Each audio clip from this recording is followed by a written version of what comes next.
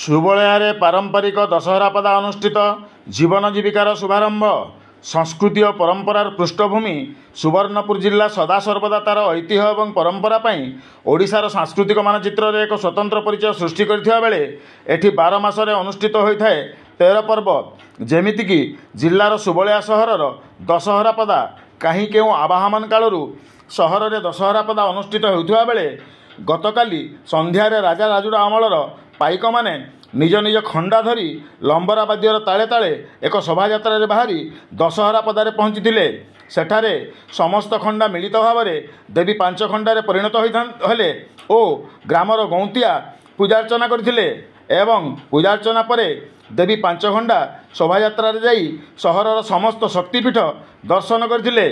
एही शोभायात्रा समय ग्रामवासी पक्षर विभिन्न पारंपरिक आखड़ा प्रदर्शन करा जायथिला। अन्य पक्षरे एही दशहरा पदरू जनसाधारण गोटे वर्षर जीवन जीविकार शुभ अनुकूल करछंती।